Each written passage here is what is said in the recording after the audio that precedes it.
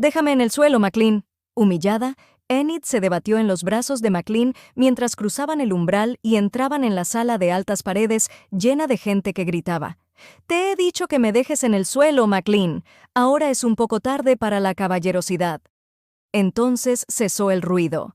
Ella dejó de forcejear y miró a la gente allí reunida. Antorchas y velas iluminaban la gran sala. Había largas mesas alineadas en las paredes y cómodos asientos agrupados alrededor de dos enormes chimeneas. Los hombres iban armados con claymores, las espadas tradicionales escocesas y escudos. Las mujeres sostenían fusiles y cuernos de pólvora. Las armas se les cayeron de las manos y permanecieron silenciosos y boquiabiertos al ver a su señor y a Enid. El único ruido se produjo cuando uno de los perros, un animal de gran tamaño y largas patas, vio a McLean y, soltando un gallido, corrió hacia él meneando la cola. Una mujer menuda y desdentada con aspecto de pájaro rompió el silencio. Habló con el acento escocés más fuerte que Enid había oído hasta entonces. «Oh, mira lo que ha traído el señor. ¡Qué guapa es, Dios mío! ¿Podemos quedárnosla?» Todos los presentes se dieron codazos e intercambiaron sonrisas y gestos de asentimiento. Enid quería ocultar la cabeza en el hombro de McLean, hacer algo para librarse de tantos ojos que la miraban con fijeza. ¡Cielo santo! Reconocía a algunas de aquellas personas, como una docena de hombres de Throckmorton, lo cual aumentaba su humillación. En vez de hacer eso, alzó la barbilla. «Por el amor de Dios, McLean, déjame en el suelo». Él le obedeció, pero lo hizo lentamente. Con el brazo alrededor de la cintura de Enid, su mirada recorrió a los presentes, una mirada posesiva, con un brillo amenazante. Era como si le hubiera puesto una marca en la frente, propiedad del señor de los McLean. Ella había confiado en sobrevivir a la estancia en aquel lugar con un mínimo de dignidad intacta, pero McLean lo había imposibilitado. McLean se volvió hacia la anciana. «Está hambrienta. Quiere bañarse e irse a la cama». Entonces se dirigió a Enid. «Ve con Donaldina. Ella te atenderá». La anciana hizo una reverencia. «Sí, recibirá los mejores cuidados». «Tengo que atender a Graham», protestó Enid, testaruda. «Haz lo que te digo», replicó McLean. «Estás desfalleciendo de hambre». Eso era cierto y tenía una sensación de aturdimiento y la cabeza presa de un extraño mareo. Había algo allí que parecía muy diferente. «Por aquí, señorita», le dijo amablemente Donaldina. Enid no se movió. Algo en verdad muy diferente. El señor Kinman asió el hombro de McLean. «Estábamos preocupados. Dios mío, ¿qué ha ocurrido?» «Luego hablaremos. De momento, descubre quién ha sido el autor del disparo». McLean se agachó para acariciar al perro inmóvil. El señor Kinman rebosaba de impaciencia, pero McLean le hizo caso omiso sin el menor escrúpulo. Esa era la diferencia que Enid había notado. Nunca había visto a McLean actuar como señor del clan. Parecía más alto, más severo, más fuerte, con un aura de autoridad que habría asustado a la joven de no resultar tan atractiva a su carácter femenino. ¡Santo cielo! Se había acostado con aquel hombre.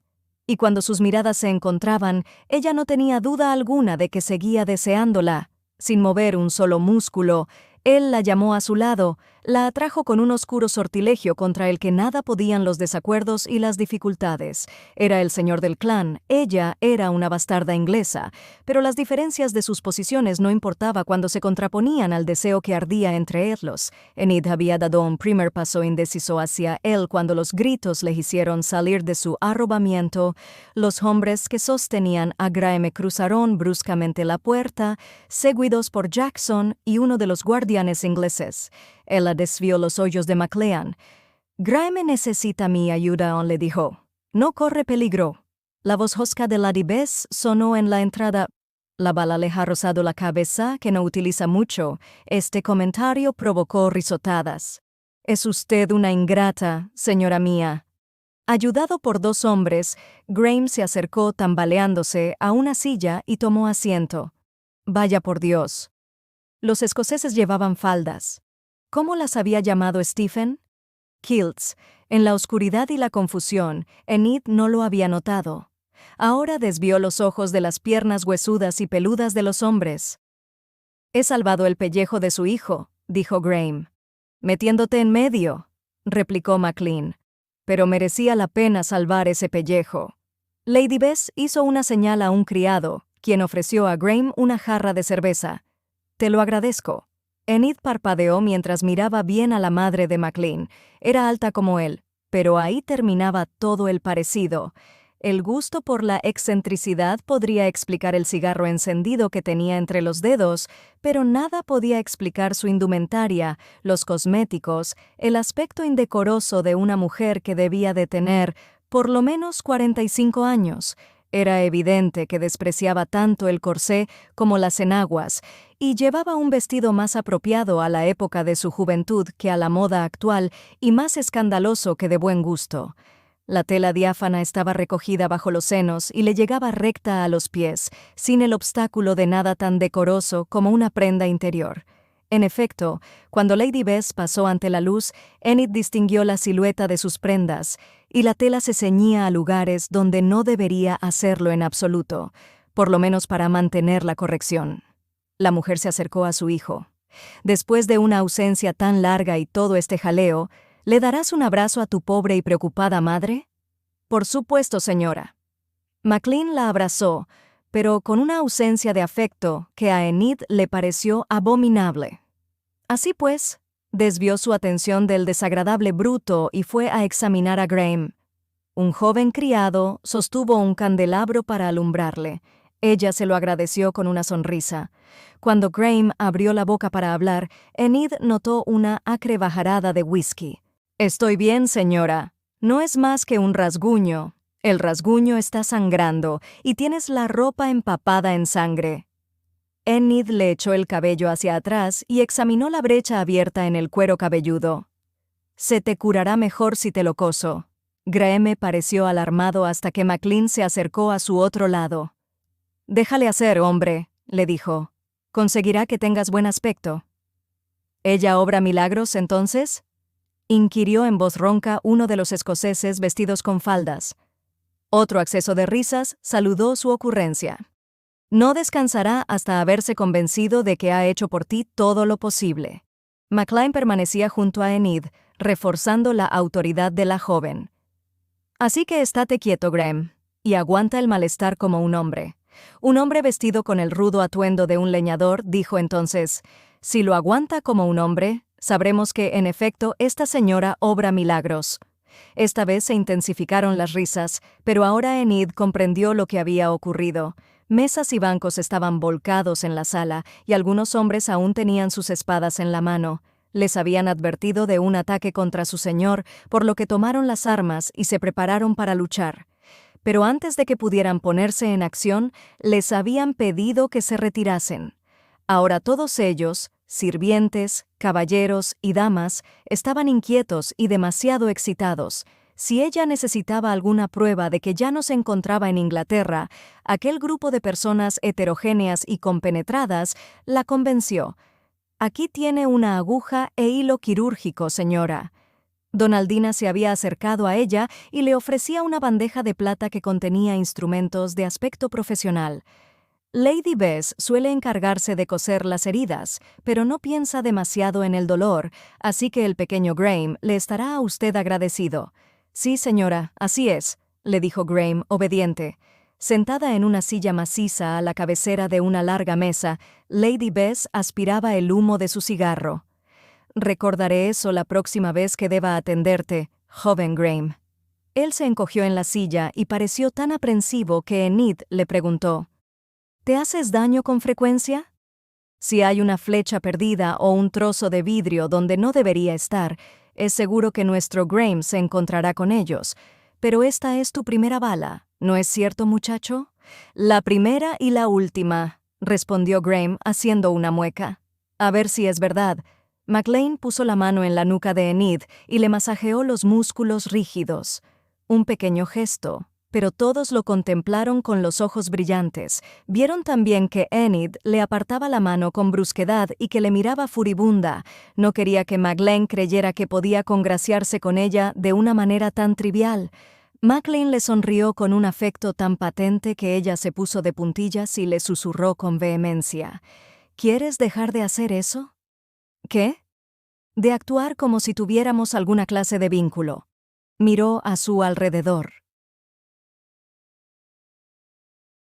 Todos los presentes en la sala les miraban con avidez. A Maclean no pareció importarle, y no bajó la voz. «Pero si lo tenemos, muchacha. Eres mi amante». Ella oyó los susurros que se iniciaban a su alrededor y le siseó: «Me has dicho que soy una bastarda mercenaria que se ha acostado contigo por tu dinero. ¿Creías que iba a olvidar eso?» Maclean le tomó las manos y se las llevó a los labios. Le besó primero los dorsos, luego las palmas, y entonces, cuando ella cerró los puños, le besó de nuevo los dorsos. Mirándola a los ojos, murmuró: «Eso estuvo mal. ¿Querrás perdonarme?» Ella se mantuvo firme y forcejeó para liberar sus manos. «No». ¿Perdonarle? Se proponía atesorar sus agravios.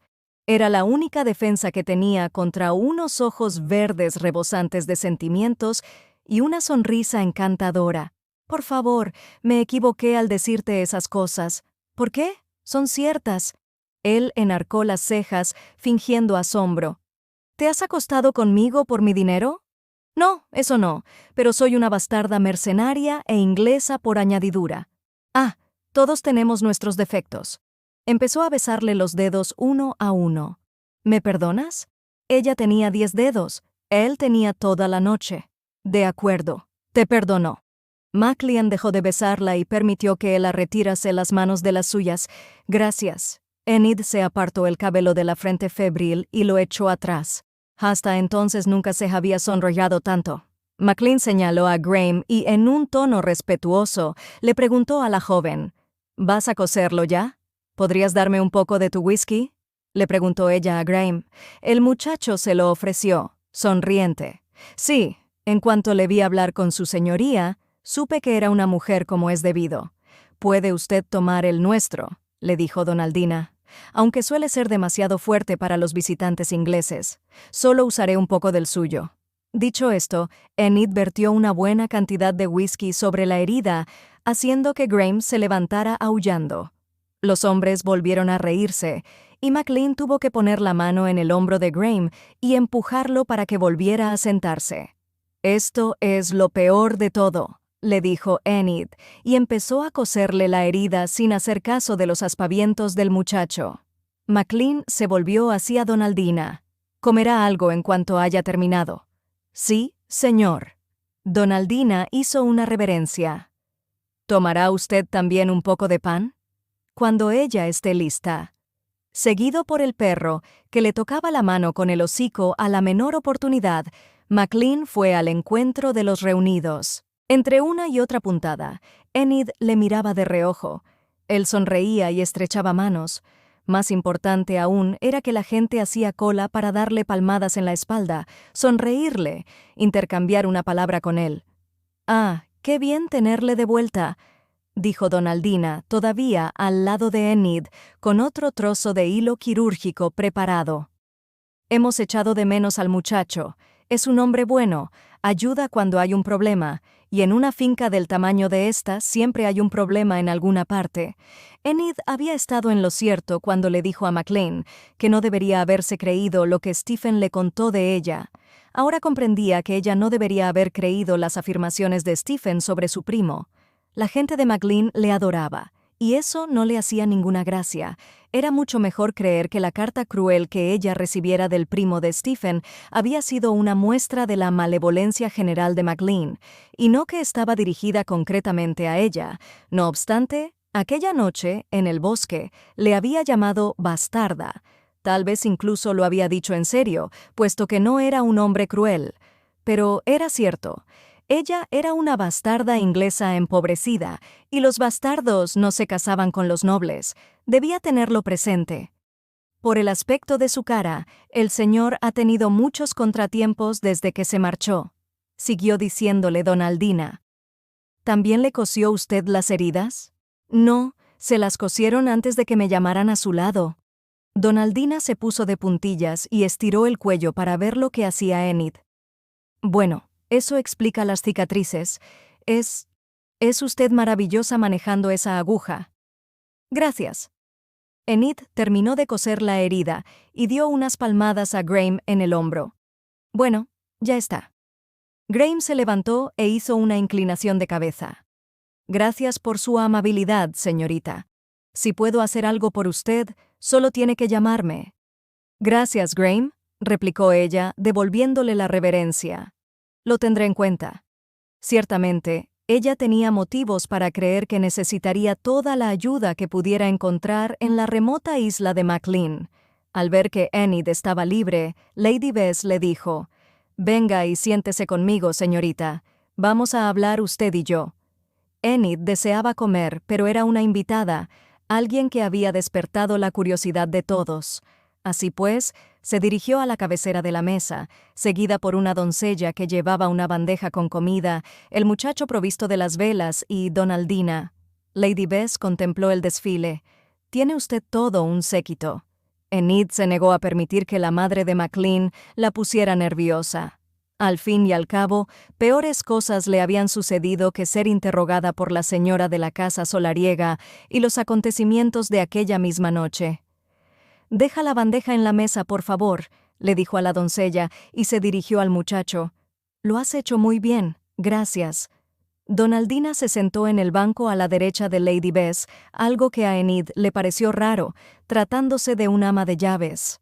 Pero puesto que Lady Bess no encontraba en ello nada fuera de lo corriente, la joven se acomodó en el banco a la izquierda de la dama. Al principio, Enid se concentró en la comida, y descubrió que, en cuanto terminaba una cosa, aparecían 3 más en la bandeja, cada una más apetitosa que la anterior. Saciada por fin, tuvo que echar el cuerpo atrás y rechazar con un gesto de la mano las nuevas exquisiteces que le ofrecían. Lady Bess la había estado observando con atención. «Tiene usted muy buen apetito, eso es evidente. Me alegro de ver que no es una de esas damiselas modernas que sacrificarán una chuleta para mantener la cintura delgada. Después de la semana que he pasado, mi cintura es tan delgada como no lo será jamás», comentó Enid. Lady Bess depositó la ceniza de su cigarro en un cenicero y sonrió. «Sí, a mi hijo no le importa la delgadez de una cintura». Irritada por las injustificadas suposiciones que todo el mundo parecía estar haciendo, Enid replicó: «Me es indiferente lo que le importe a McLean». «¿De veras?». Lady Bess hizo un gesto hacia él. McLean parecía relajado como ella nunca le había visto hasta entonces. Estaba entre un grupo de hombres, haciendo oscilar una fresa mientras hablaba. Los hombres soltaban risotadas, incluso Jackson, a quien ella había considerado una ayuda de cámara de lo más soso. Al parecer, Escocia le había animado, de la misma manera que había asustado al señor Kinman, que seguía a McLean como si estuvieran pegados. Cuando se abrió la puerta exterior, entraron 2 hombres y se acercaron a McLean, sacudiendo las cabezas. «Vaya, qué lástima, no han encontrado nada», dijo Lady Bess, y exhaló un suspiro. «De todos modos, es magnífico que Kiernan esté de regreso. Yo llevo las riendas bien hasta que los hombres se pelean, y entonces deseo golpear la cabeza de uno con la de otro hasta que resuenen. Kiernan es capaz de escuchar sus estúpidas discusiones y juzgar sabiamente, y los hombres hacen sin chistar lo que él decida». «También hacen lo que usted les dice, mi señora». Donaldina tomó un trago de la copa que le habían servido y se relamió las encías. «A mí me temen, a McLean le respetan». Lady Bess se repantigó en su asiento. «Mira, el señor Macquarie debe de haberse levantado de la cama para venir aquí deprisa y presentar sus respetos a Kiernan». «El viejo bobo», dijo Donaldina en un tono afectuoso. «Supongo que espera pasar la noche en mi cama». «Y yo espero que se lo permitas». Lady Bess se volvió hacia Enid y señaló con el cigarro al hombre que estrechaba la mano de McLean. «¿Ve ese anciano que parece tener algas en la cabeza en vez de pelo? Es el señor de los Macquarie. No han sobrevivido a las dificultades tan bien como los McLean, así que Kiernan los ha ayudado con 1 o 2 préstamos. Donaldina bufó en su tazón. Me dan ganas de decirle a McLean de dónde salió el dinero. No se te ocurra hacer tal cosa, Donaldina. Le dijo Lady Bess con firmeza. Mira, Catriona Habayadó. Donaldina se volvió a mirar mientras la multitud alrededor de McLean cedía el paso a una dama mayor que Lady Bess y vestida a la moda más elegante y moderna. ¿Cree usted que tendrá uno de sus arranques?, inquirió Donaldina con interés. Le van a dar malas noticias, de modo que sí. Lady Bess se dirigió a Enid. Esa dama de cabello gris es Lady Catriona McLean, tía de Kiernan y cuñada de mi marido. Enid la miró atentamente, de modo que aquella era la madre de Stephen, cara redondeada, de facciones agradables, joyuelos en las mejillas, nariz pequeña. Sin embargo, el frunce de su ceño era perpetuo. Ha sufrido mucho en la vida. Su marido murió antes de que naciera su hijo, y este desapareció hace más de 1 año. Todos supimos que Stephen había tenido problemas cuando no volvió a casa ni siquiera para pedir dinero prestado. Amén, dijo Donaldina, y volvió a cubrirse la cara con el tazón. Lady Catriona se acercó tímidamente a McLean, como si temiera que él pudiera rechazarla. Su turbación sorprendió a Enid. Todo el mundo respetaba a McLean, pero nadie parecía en absoluto intimidado por él. Lady Bess observaba a su cuñada, sin que en su expresión hubiera el menor rastro de afecto. Kiernan, que tiene un sentido excesivo del deber familiar, fue en busca de Stephen. «Quisiera yo saber de dónde ha sacado ese sentido excesivo del deber familiar, mi señora», intervino Donaldina. «He dicho que no íbamos a hablar más de eso, Donaldina». «Sí, mi señora». El ama de llaves se volvió hacia Enid. «Pero lo sabemos, ¿no es cierto?» No, Enid no lo sabía, pero sentía curiosidad. Sentía curiosidad por Lady Bess y miraba con atención a la madre de Stephen para ver cómo reaccionaba a la noticia de la muerte de su hijo. Stephen se había referido a su madre con abierto desprecio. ¿Qué pensaba Catriona de su hijo? Kiernan estuvo ausente durante más de 10 meses, dijo Lady Bess. Por las cicatrices de su cara, supongo que encontró a Stephen, ¿verdad? Enid hizo un gesto de asentimiento. Deduzco que demasiado tarde para salvarle, y Kiernan resultó herido cuando trataba de salvar del peligro a ese muchacho irreflexivo, ¿no es cierto? Enid asintió de nuevo, la mirada fija en el drama que tenía lugar en la gran sala. Cuando McLean vio a su tía, le hizo un gesto para que se acercara. Ella le abrazó con un tímido afecto, se colgó de su brazo como si fuese hiedra y le habló.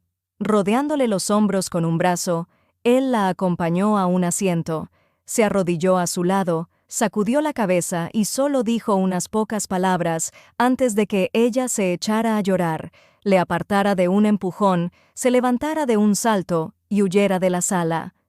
Bueno, ya está.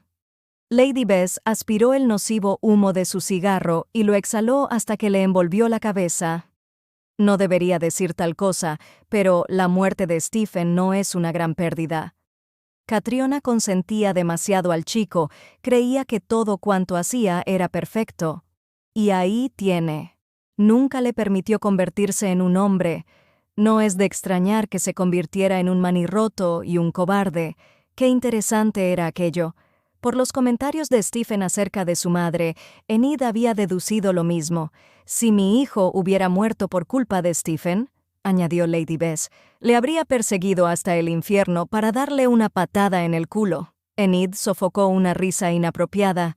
Alguien tenía que darle una patada en el culo. Lady Bess enderezó los hombros. Donaldina se irguió en su asiento. Las dos mujeres intercambiaron miradas.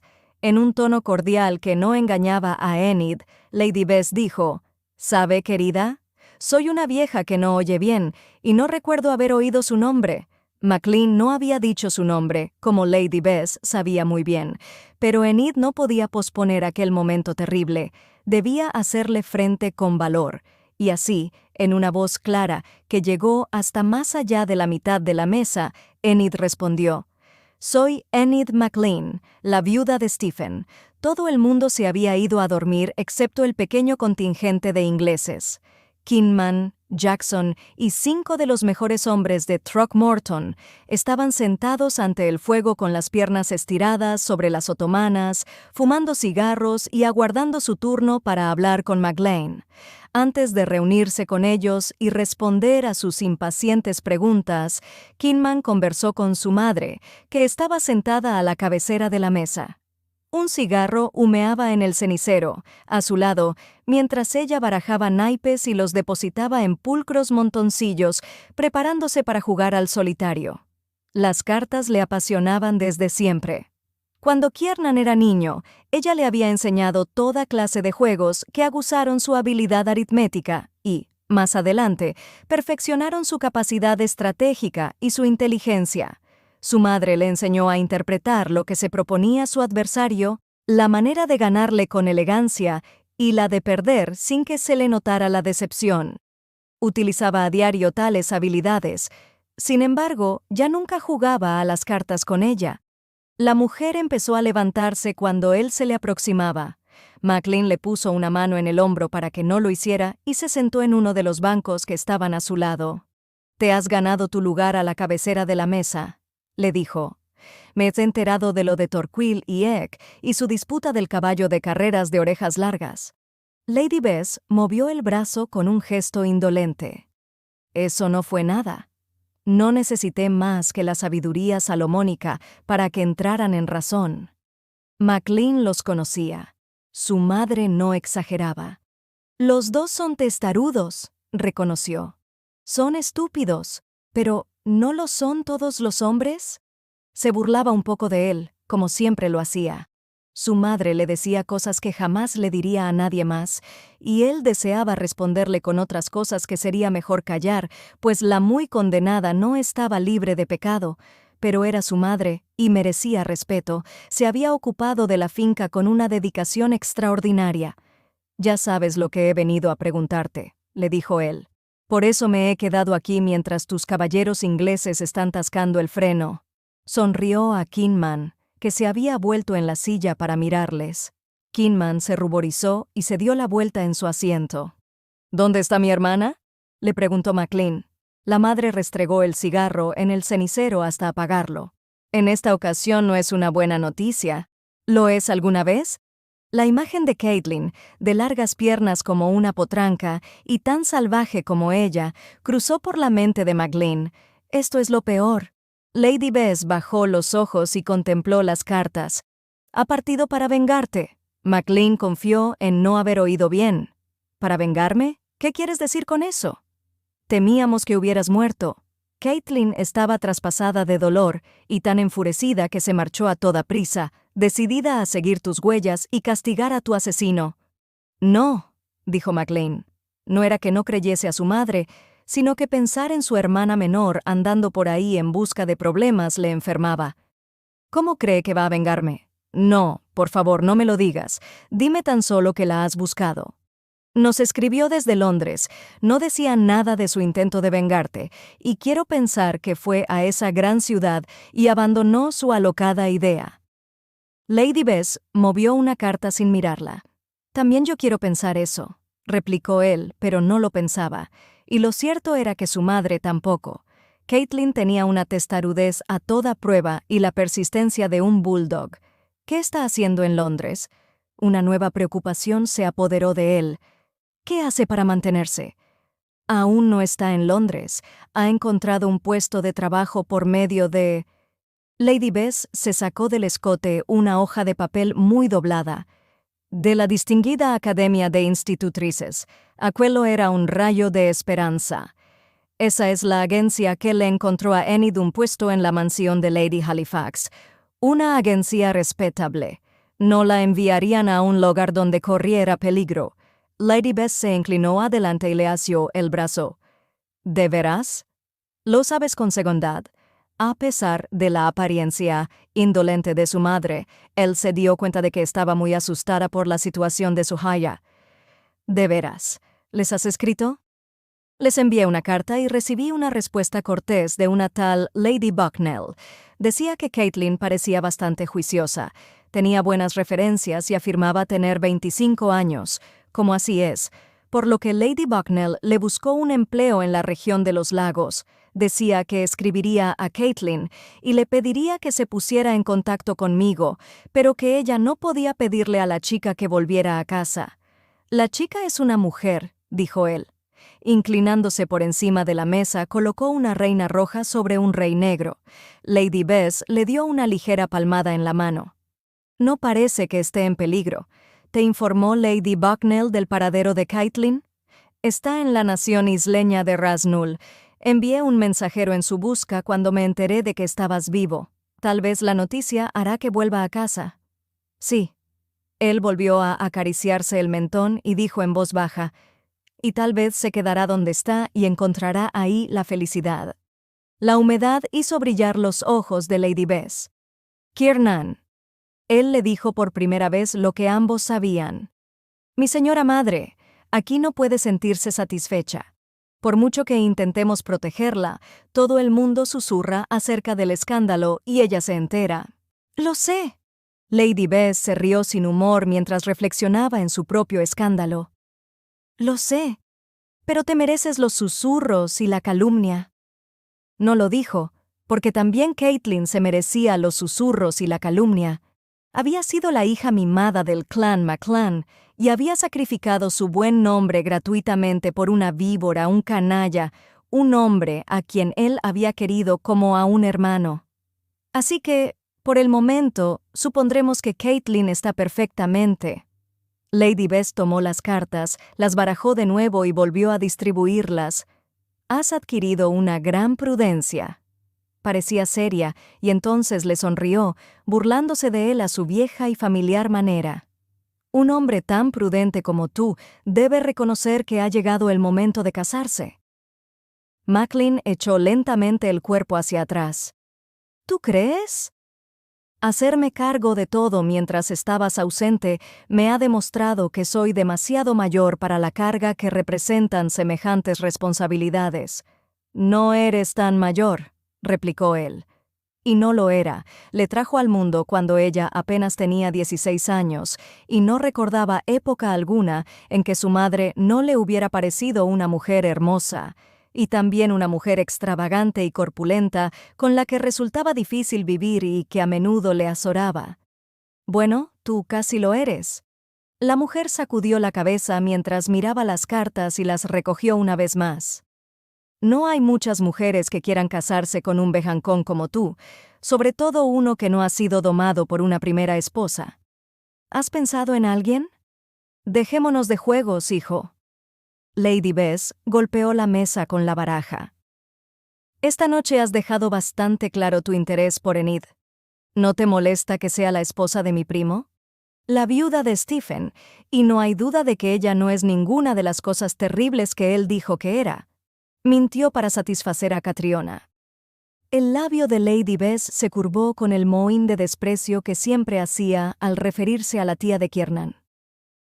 Catriona jamás admitiría a otra mujer en la vida de su hijo. Maclean recordó cómo Catriona le había apartado bruscamente cuando él trató de consolarla por la pérdida de su hijo. Aquella mujer había adorado a Stephen con un fervor fanático. Lo cierto era que incluso con su muerte les había deshonrado. «Lo sé», replicó buscando la mano de su madre. «Entonces, ¿te gusta Enid?» Lady Bess le apretó los dedos.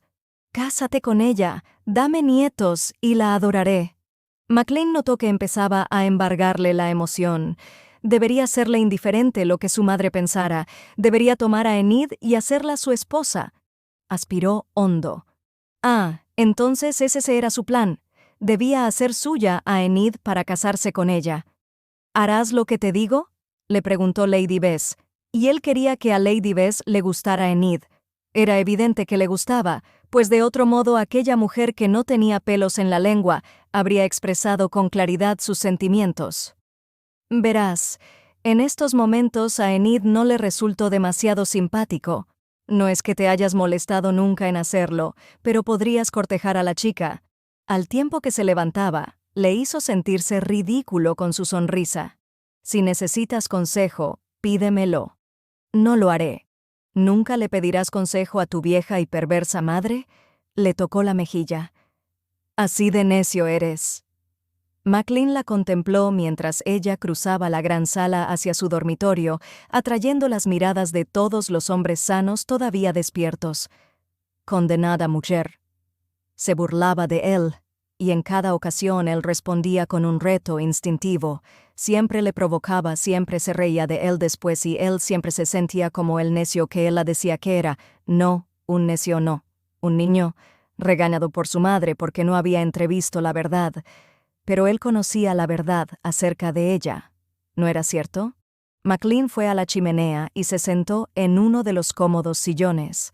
Estaba cansado, tanto que se tambaleaba, pero recorrió con la mirada el círculo de caballeros ingleses y les dijo: «He recuperado la memoria». Al ver la expresión de sorpresa de todos ellos, sonrió, pero, al reparar en una ausencia patente, su sonrisa se transformó en un fruncimiento de ceño.